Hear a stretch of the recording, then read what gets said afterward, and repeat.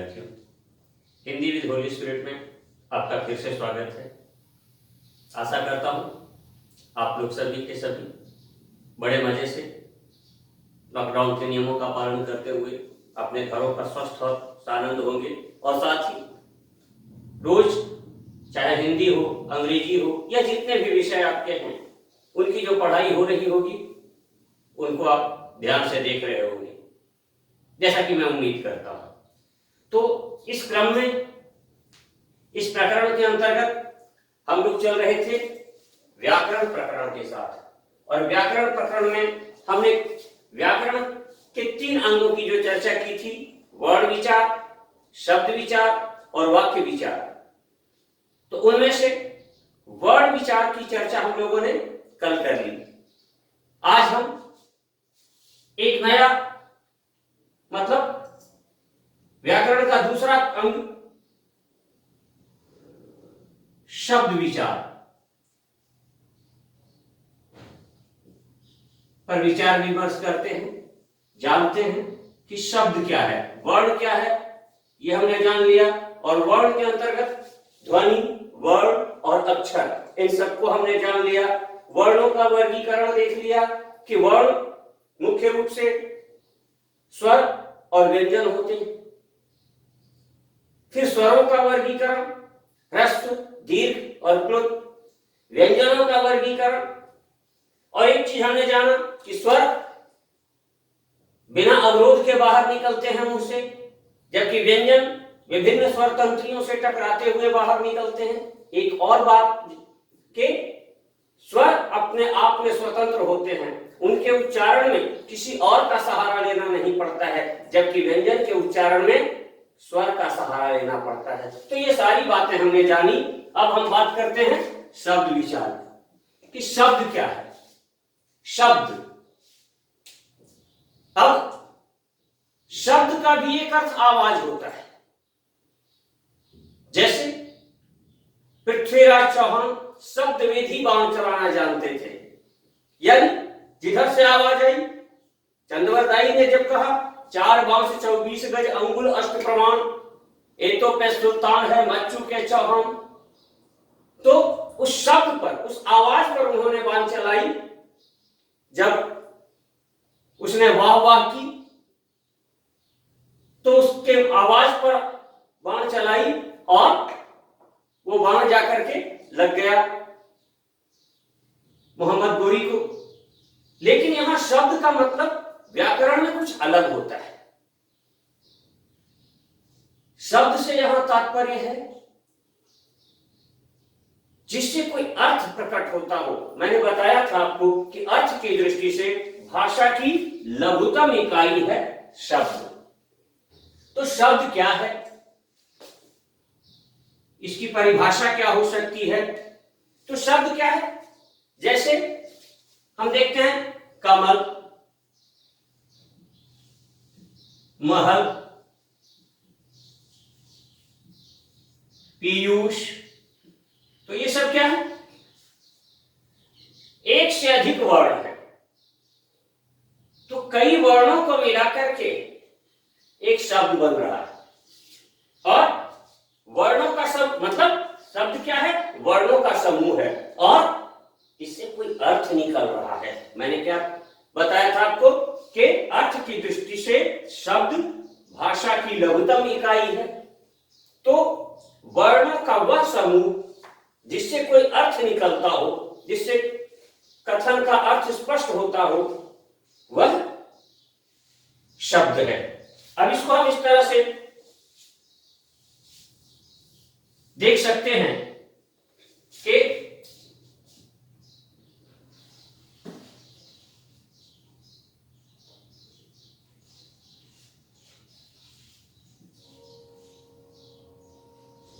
दो या दो से अधिक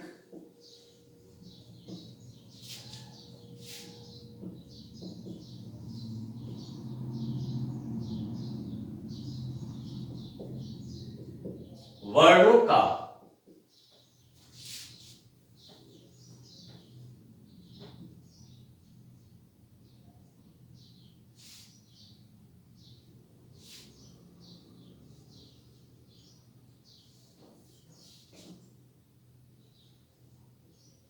वह समूह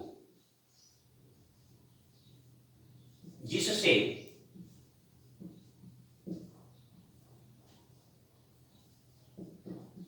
कोई अर्थ प्रकट हो,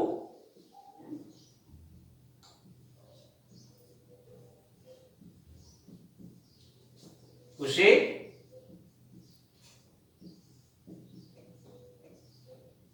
शब्द कहते हैं।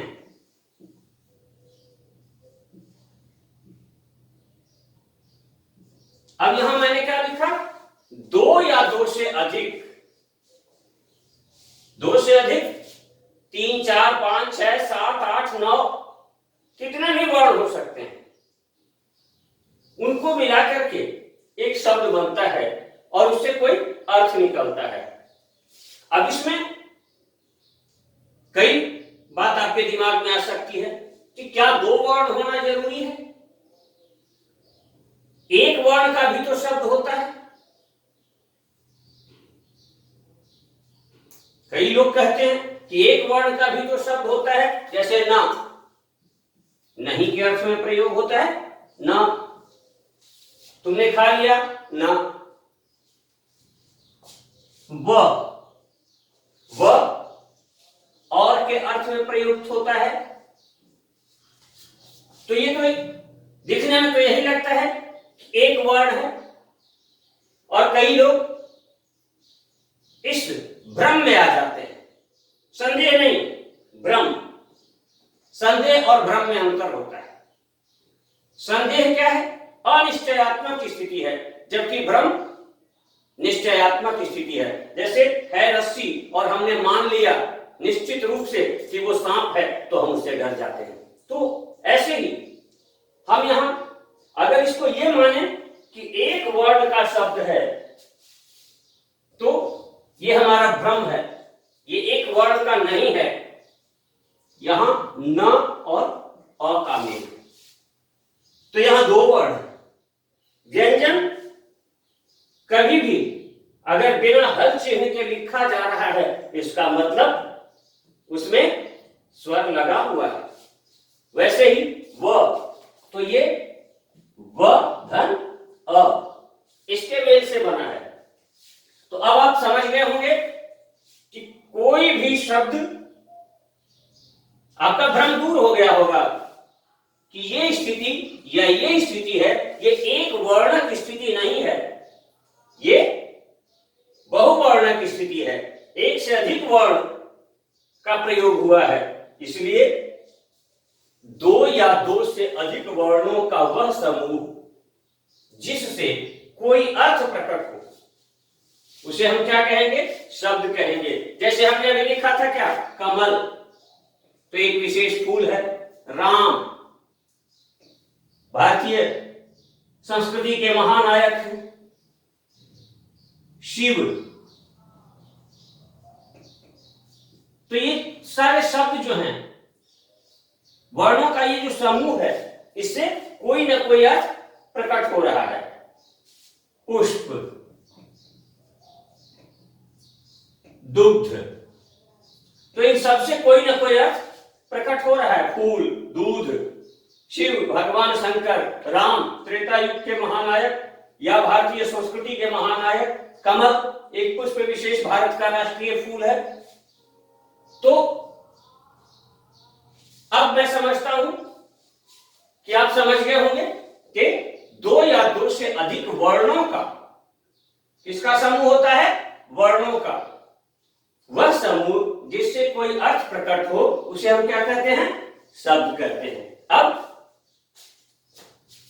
जैसे हमने वर्णों का वर्गीकरण किया था, वैसे ही शब्द का भी वर्गीकरण करेंगे। तो शब्द के वर्गीकरण के कुछ आधार होते हैं। कुछ आधारों पर शब्द का वर्गीकरण किया जाता है। एक ही तरीके से नहीं, कई तरीके से शब्द का। मैंने क्या कहा था व्याकरण की परिभाषा में कि भाषा के अंग प्रत्यंगों का, तो एक अंग है शब्द। अब इसके कितने प्रत्यंग हैं? उन प्रत्यंगों के प्रत्यंग हैं, उन सबका अध्ययन। तो शब्द का वर्गीकरण करने के लिए हमारे पास 4 आधार हैं। 4 आधारों पर हम शब्द का वर्गीकरण करते हैं। वे 4 आधार कौन कौन से हैं? किन 4 आधारों पर हम वर्गीकरण करते हैं शब्दों का? सबसे पहले अर्थ के आधार पर।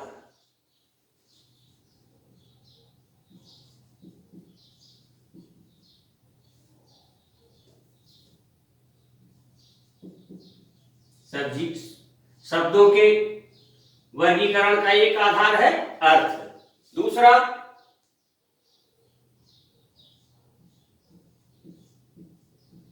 उत्पत्ति के आधार पर।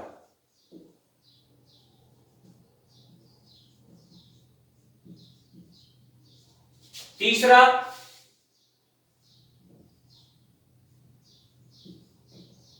व्युत्पत्ति या इसको बनावट कह लें या रचना कह लें के आधार पर। और चौथा रूप है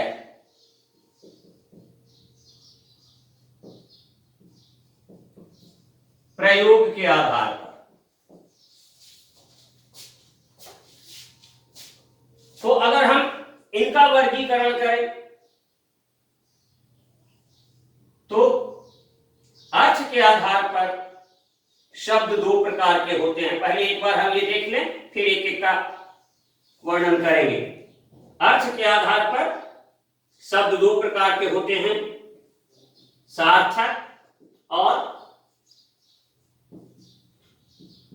निरर्थक।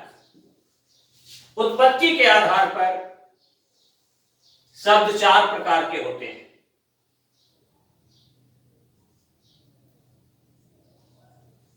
तत्सम, तद्भव, देशज और विदेशी।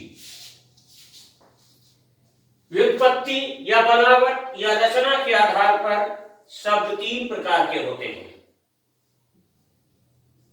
रूढ़, यौगिक और योग रूढ़। और प्रयोग के आधार पर शब्द 2 प्रकार के होते हैं, विकारी और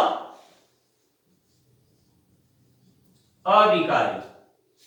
तो शब्दों के वर्गीकरण के 4 आधार हैं। पहला आधार अर्थ का, दूसरा आधार उत्पत्ति का, तीसरा आधार व्युत्पत्ति, बनावट या रचना और चौथा प्रयोग। अब इसमें भी सार्थक और निरर्थक 2 रूप हैं। तो इधर इसमें 4 रूप हैं, तत्सम, तद्भव, देशज और विदेशी। सार्थक जिन शब्दों का कोई अर्थ हो। निरर्थक ऐसे भी कई शब्द हैं जिनका कोई अर्थ नहीं होता है, फिर भी वो शब्द के रूप में प्रयुक्त होते हैं। हालांकि निरर्थक होते हुए भी उनमें कुछ अर्थ छिपा हुआ होता है। तो ये तो अर्थ के आधार पर। फिर तत्सम, तद्भव, देशज, विदेशी। तत्सम यानी संस्कृत के वे शब्द जो उसी रूप में हिंदी में भी प्रयोग हो रहे हैं, उनको हम कहते हैं तत्सम। विस्तृत चर्चा इसको आगे जब हम इस पर बात करेंगे तो विस्तृत चर्चा होगी इसकी। तद्भव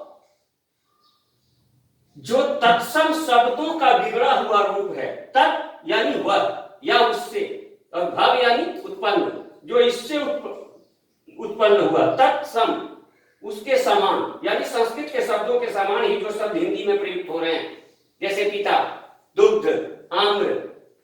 अब यहां तद्भव में दुग्ध का हो गया दूध, आम्र का हो गया आम। देशन, क्षेत्रीय भाषाओं के जो शब्द हिंदी में प्रयुक्त हो रहे हैं वे देशन। और विदेशी, अरबी, फारसी, अंग्रेजी, पुर्तगाली, स्पेनिश, डच, चाइनीज, जापानीज, इन भाषाओं से आए हुए जो शब्द हैं वे विदेशी शब्द हैं। रूढ़, परंपरागत रूप से किसी शब्द का प्रयोग करना। यौगिक, दो शब्दों के मेल से बना हुआ शब्द। और योग रूढ़, जिसमें यौगिक और रूढ़ दोनों के लक्षण विद्यमान हो, वे हैं योग रूढ़। विकारी, विकारी यानी जो बिगाड़ जिसका हो सकता है, जिसका रूप बिगड़ सकता है। और अविकारी, जिसका रूप नहीं बिगड़ सकता है। तो ये अभी हम मोटा मोटी यही जानते हैं। इसके बाद एक एक पर हम विश्लेषण करेंगे, व्याख्या करेंगे एक एक की। तो सबसे पहले हम अर्थ के आधार पर शब्द के दो भेदों की चर्चा करते हैं। अर्थ के आधार पर शब्द के दो भेद किए गए, सार्थक और निरर्थक। तो सबसे पहले हम देखें क्या, सार्थक शब्द।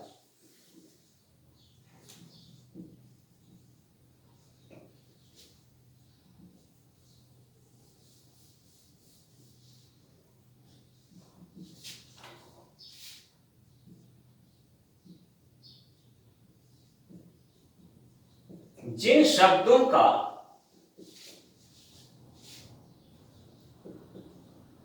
कोई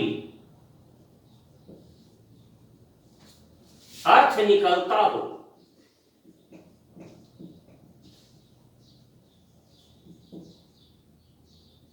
वे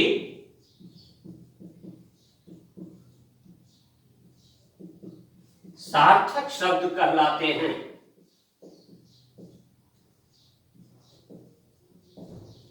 कोई भी शब्द जिसका कोई न कोई अर्थ निकलता हो वो सार्थक शब्द है। जैसे हाथी, जंगल,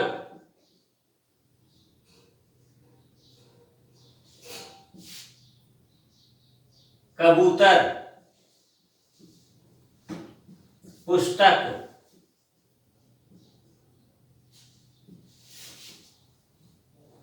कंबल, लाठी, लोटा, इन सारे शब्दों के अर्थ निकल रहे हैं, इसलिए ये सारे क्या हैं, सार्थक शब्द है। सार्थक यानी स धन अर्थक, जो अर्थ सहित हो। स उपसर्ग है जिसका शाब्दिक अर्थ होता है सहित, तो जो अर्थ सहित हो वो शब्द क्या होगा, सार्थक शब्द। अब शब्द के दूसरे भेद की चर्चा करें। यहां हमने देख लिया कि इन सारे शब्दों को जो हमने लिया है, इनमें से कोई भी शब्द ऐसा नहीं है जिसका कोई न कोई अर्थ नहीं निकल रहा है। तो ये सारे सार्थक शब्द हैं। अब शब्द का अर्थ की दृष्टि से दूसरा भेद हम देखते हैं, निरर्थक शब्द।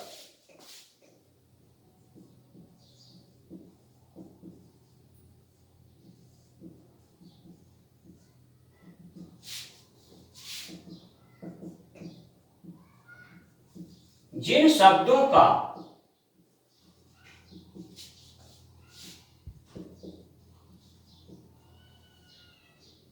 कोई अर्थ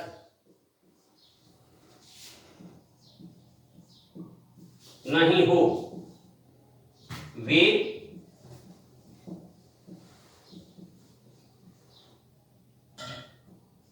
निरर्थक शब्द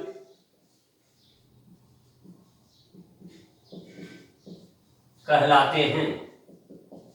कोई अर्थ नहीं, जैसे साए साए, हवा साए साए बह रही थी।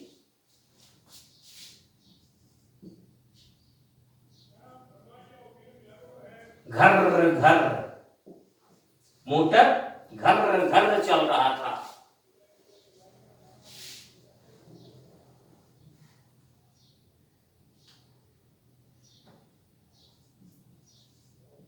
पानी वानी। अब यहां पानी तो सार्थक है, लेकिन इसके साथ ये वानी शब्द का कोई अर्थ नहीं है। चाय वाय, इनमें से वाय का कोई अर्थ नहीं है।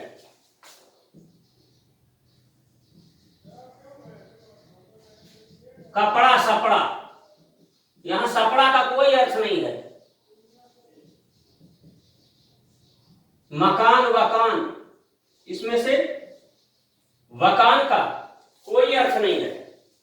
तो इस तरह से हम देखते हैं कि जिन शब्दों का कोई अर्थ नहीं हो फिर भी वो प्रयुक्त हो रहे हैं व्याकरण में, उनको हम क्या कहेंगे? निरर्थक शब्द कहेंगे। तो आपने देख लिया कि अर्थ के आधार पर शब्द के दो भेद होते हैं, सार्थक और निरर्थक। अब सार्थक शब्दों के कुछ और भेद होते हैं। सार्थक शब्द के कुछ रूप मिलते हैं, जैसे समानार्थक, या इसको पर्यायवाची भी कह लें।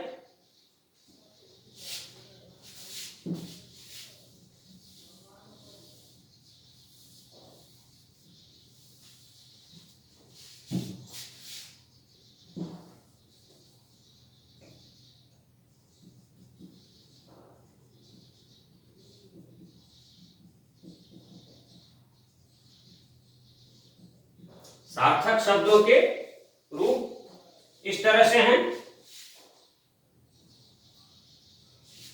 पहला समानार्थक या पर्यायवाची, यानी एक ही शब्द के जहां कई कई रूप मिलते हैं, एक ही समान अर्थ देने वाले जो शब्द होते हैं, जैसे हम कमल, जलज, पंकज, नीरज,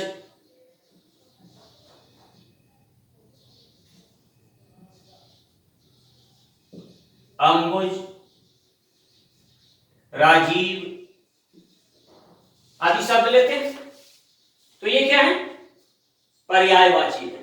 कमल के पर्यायवाची यानी कमल के समानार्थक शब्द हैं ये। दूसरा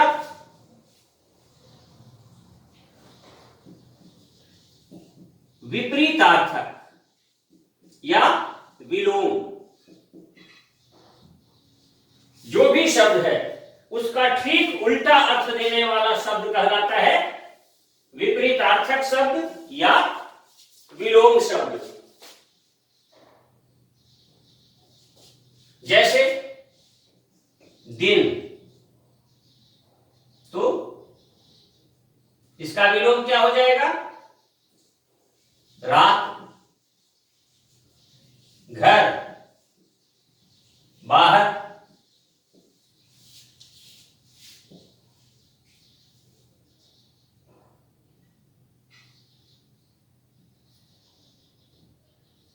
सायं, प्रातः। अब यहां एक चीज ध्यान देने की है, विलोम शब्द में एक बात हमेशा ध्यान में रखने का है कि उत्पत्ति की दृष्टि से जो मैंने बताया कि शब्द चार प्रकार के होते हैं, तत्सम, तद्भव, देशज और विदेशी। तो अगर ध्यान देना, जैसे दिन है तो दिन के बदले अगर दीवा लिखा हुआ है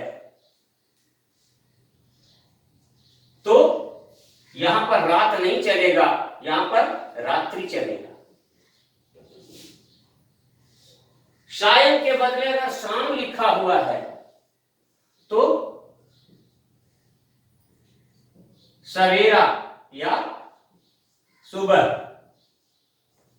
चूंकि शायद शाम तत्सम शब्द नहीं है तो इसके साथ जो शब्द लगेगा वो भी तत्सम नहीं लगेगा, वो भी अगर तद्भव शब्द है तो तद्भव लगेगा, देशज है तो देशज लगेगा, विदेशी है तो विदेशी शब्द ही उसका विलोम होगा। यानी समानार्थक शब्द क्या हो गया? समान या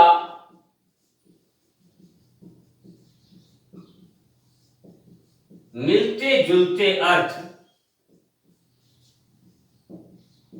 देने वाले शब्द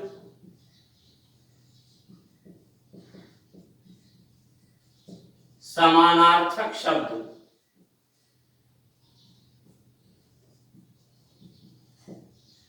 कहलाते हैं। जैसे हमने अभी देखा कमल का ऊपर देखा था, ऐसे ही हम देख लेते हैं बादल। तो जलद, नीरद, पयोद, अम्बुद, वारिद, ये सब इसके समानार्थक शब्द हैं। तो ये हो गए समानार्थक या पर्यायवाची। देख लिया परिभाषा आपने, समान या मिलते जुलते अर्थ देने वाले शब्द समानार्थक शब्द या क्या कहेंगे? पर्यायवाची।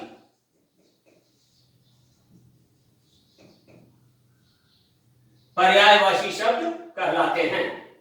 अब दूसरा है विपरीतार्थक या विलोम।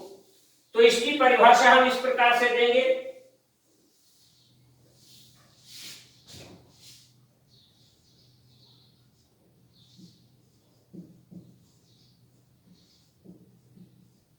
किसी शब्द का ठीक विपरीत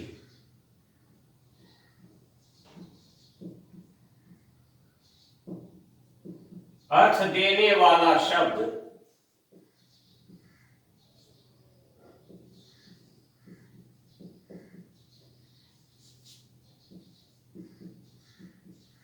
विलोम शब्द कहलाता है। ठीक उल्टा अर्थ, विपरीत यानी उल्टा, किसी शब्द का ठीक विपरीत अर्थ देने वाला शब्द विलोम शब्द कहलाता है। तो इसमें हम क्या देख सकते हैं? जैसे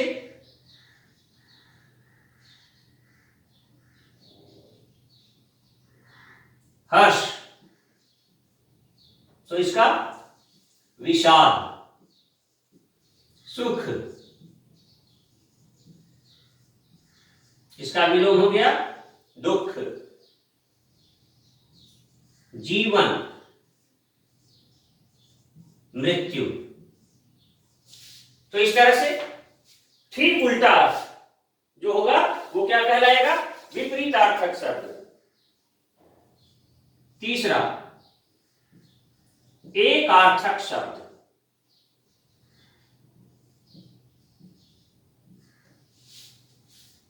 जिन शब्दों का एक ही अर्थ हो, एकार्थक मतलब एक ही अर्थ देने वाला शब्द। यह अलग बात है कि पर्यायवाची में हम जिन शब्दों का नाम लेते हैं वे, मैं पहले बोल चुका हूं कि पर्यायवाची का मतलब ये नहीं है कि एकदम से उपयुक्त शब्द हो, मिलते जुलते अर्थ वाला शब्द भी हो सकता है, लेकिन एकार्थक शब्द में उस शब्द का एक ही अर्थ होगा। इसकी परिभाषा हम इस प्रकार दे सकते हैं,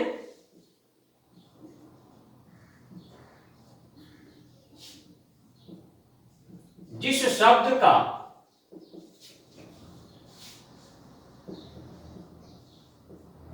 कोई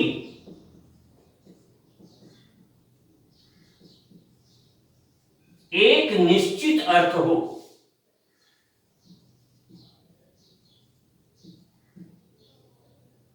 उसे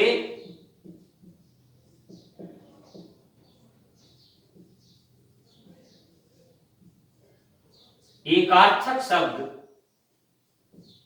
कहते हैं। एक ही अर्थ, मिलते जुलते से कई शब्द होते हैं, लेकिन उसका एक ही अर्थ हो। लगते हैं कि एक ही अर्थ देने वाले, ये एक दूसरे के पर्याय हैं, पर्याय हो सकते हैं, पर उनका अलग अलग अर्थ होता है। जैसे हमने अज्ञानी,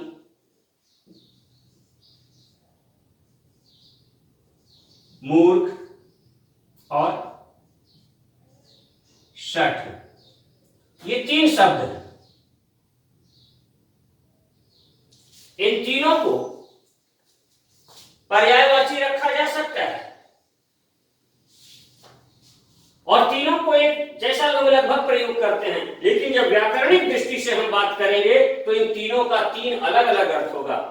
सबसे पहले हम देखें अज्ञानी, जिसे वर्तमान में ज्ञान न हो पर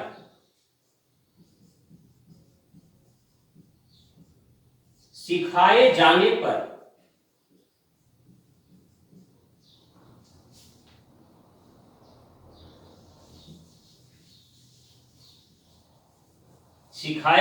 पर ज्ञान प्राप्ति की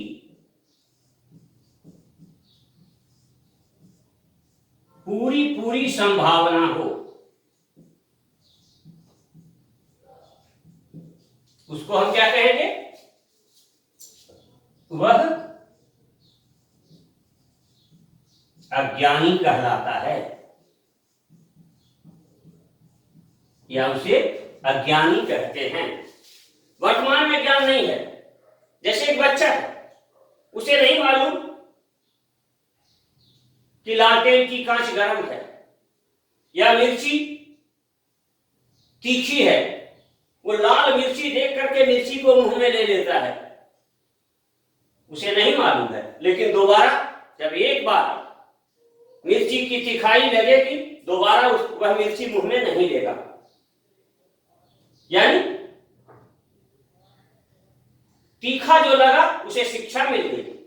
लालटेन की गर्म कांच है, गर्म तवा है, आग है, उसने उस पर हाथ रखा, दोबारा नहीं रखेगा, क्योंकि वो अभी अज्ञानी है, अभी उसके पास ज्ञान नहीं है। लेकिन जैसे ही उसने उसका अनुभव किया, उसे ज्ञान हो गया। हम में से कई लोग हैं जो जीवन भर ज्ञान सीखते रहते हैं। बहुत सारी बातें हम बुढ़ापे तक सीखते हैं।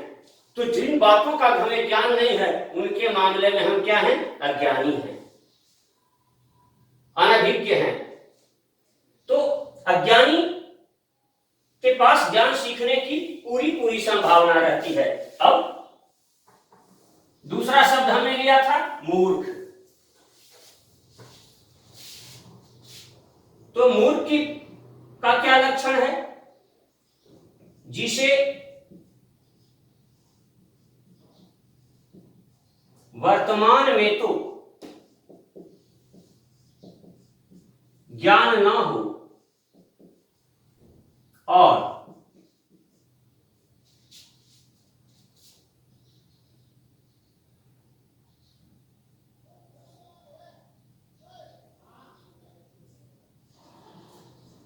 लाख सिखाए जाने पर भी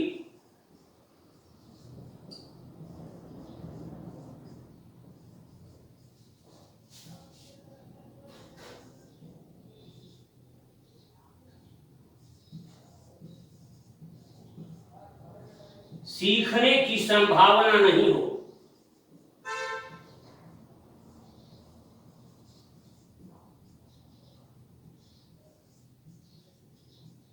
उसे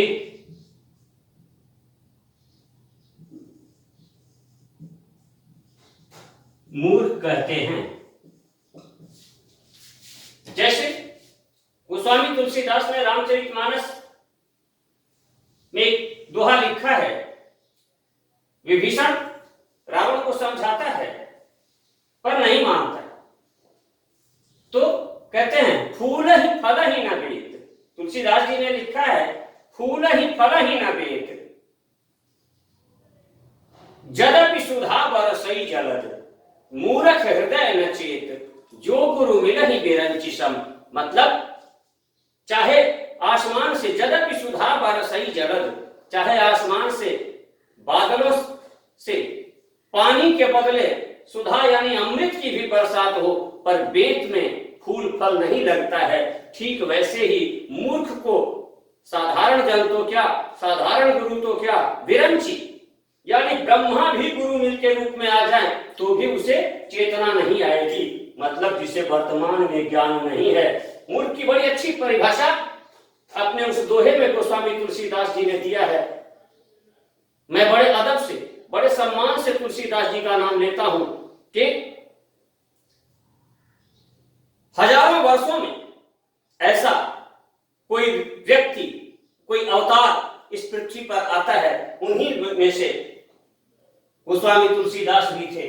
तो कितनी अच्छी परिभाषा उन्होंने दी है, बड़ी आसानी से समझने लायक कि कोई भी आसानी से समझ सकता है। अब तीसरी बात हम करें शठ की, कि शठ क्या है। शठ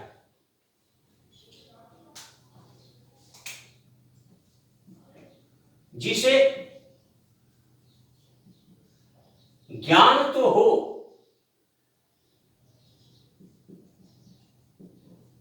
पर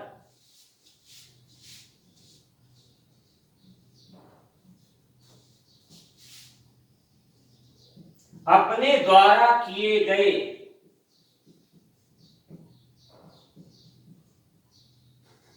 गलत कार्य को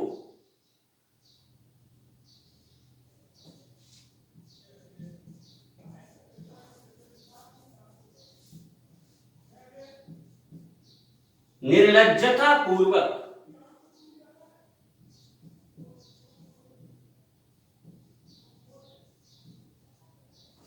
सही साबित करने में लगा हो,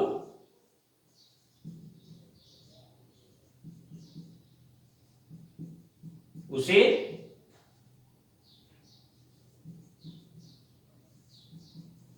शठ कहते हैं। अब देखें हम, अज्ञानी को ज्ञान नहीं था पर सीखने की संभावना थी, मूर्ख को न तो ज्ञान था न सीखने की संभावना थी, और इसे ज्ञान है पर ज्ञान है फिर गलत क्यों करें, यह ज्ञानियों का लक्षण नहीं है। पर शठ के पास ज्ञान होता है फिर भी वो गलत करता है और अपने गलत कार्य को सीना ठोक के बड़ी निर्लज्जता से सही सिद्ध करने की कोशिश करता है। जैसे रावण 10 महाविद्याओं का ज्ञाता था, उसके 10 सिरों की जो कल्पना की गई है वो 10 महाविद्या का ज्ञानी होने के कारण, लेकिन और वो जानता था कि राम जिससे वो शत्रुता मोल ले रहा है वह उसका काल बन के आएगा, सीता उसके जीवन का अंत करवा के ही जाएगी, लेकिन इन सब के बावजूद वह अपने आप को सही मानता रहा। कई लोगों ने समझाया, नहीं समझा और निर्लज्जता पूर्वक अपनी गलत बात को भी सही सिद्ध करने में लगा रहा। तो इसे हम क्या कहेंगे, शठ कहेंगे। इसके लिए भी तुलसीदास जी ने एक बड़ा अच्छा दोहा लिखा है। जब कुंभकर्ण को जगाया गया तो कुंभकर्ण ने रावण के सूखे मुंह को देख करके पूछा था, कुंभकर्ण बूझा कहू भाई, काहे तब मुख रहे सुखाई। तो कुछ बातें की और सारी बातें उन्होंने कही, कैसे कैसे सीता का अपहरण किया, उसके बाद राम ने कैसे वानरों की सहायता से लंका पर चढ़ाई कर दी, कैसे कैसे बड़े बड़े महावीर योद्धा मारे गए। तो उस समय अफसोस जताता हुआ कहता है कुंभकर्ण, सुनि दस कंधर वचन तब। तुलसीदास जी लिखते हैं कि उस समय सुनि दस कंधर वचन तब, कुंभकर्ण बिलखान, जगदम्बा हरि आनि अब, शठ चाहत कल्याण। तो वहां रावण के लिए कुंभकर्ण ने शठ शब्द का प्रयोग किया है, जिसे पर्याप्त ज्ञान था लेकिन ज्ञान रहते हुए भी अज्ञानियों जैसा काम कर बैठा, उसको बोलते हैं सत्य। चौथा है अनेकार्थक शब्द।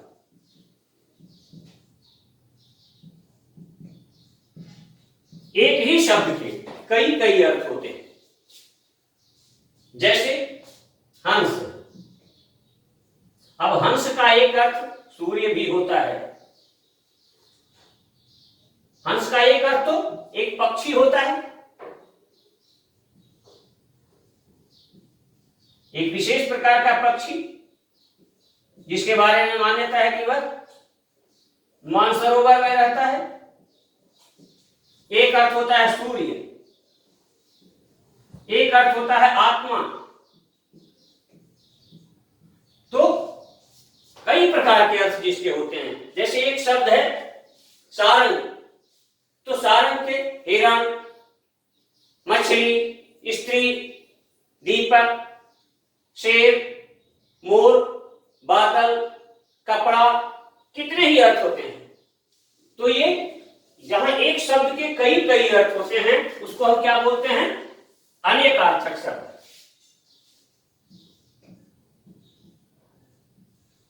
जिस शब्द के एक से अधिक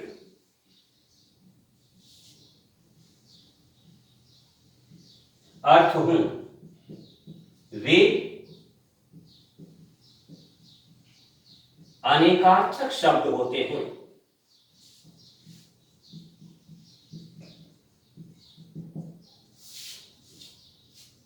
जैसे हमने अभी देखा हंस का उदाहरण, वैसे ही देखें हम सारंग,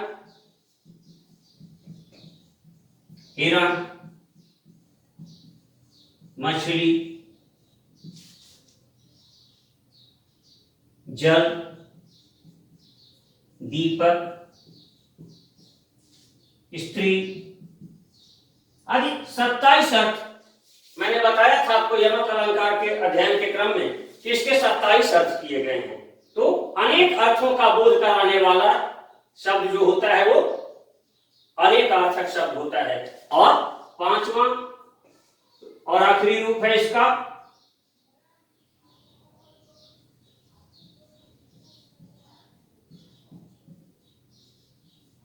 श्रुति संभिन्नार्थक शब्द। इसे युग्म शब्द भी कहते हैं। श्रुति संभिन्नार्थक शब्द या युग्म शब्द, यानी सुनने में तो समान लगे पर उनका अर्थ अलग अलग हो, तो ऐसे शब्दों को हम श्रुति यानी सुनना और समान एक तरह का, तो सुनने में तो समान लगे पर अर्थ अलग अलग हो। जैसे पहले हम इसकी परिभाषा देख लेते हैं।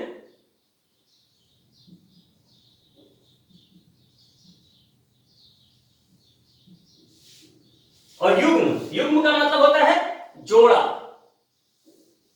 तो इसको हम ऐसे देख रहे हैं,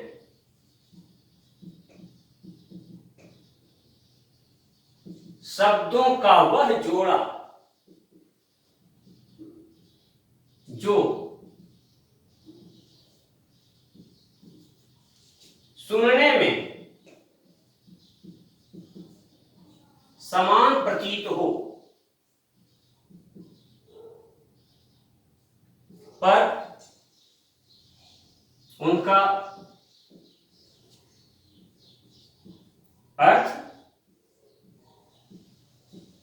भिन्न हो, वे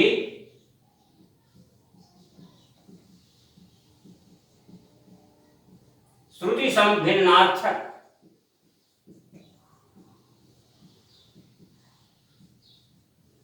शब्द कहलाते हैं।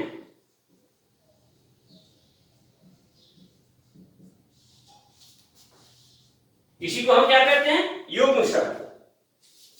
श्रुति संभिन्नार्थक कह लें या युग्म शब्द भी इसको हम कहते हैं।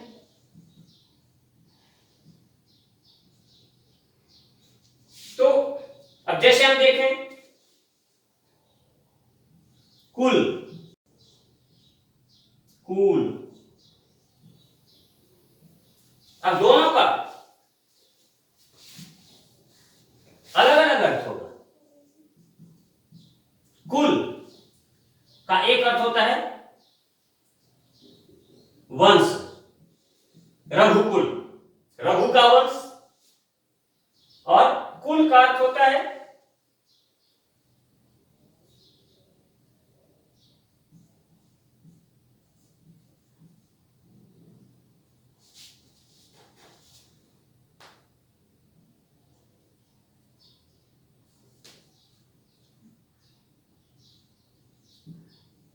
संपूर्ण या समूचा। जैसे मेरे पास कुल 15 रुपए है ना, तो और कूल, कूल का अर्थ वो आपका अंग्रेजी वाला कूल नहीं, ठंडा ठंडा कूल कूल वाला नहीं, कूल का अर्थ यहां होता है किनारा। इसी प्रकार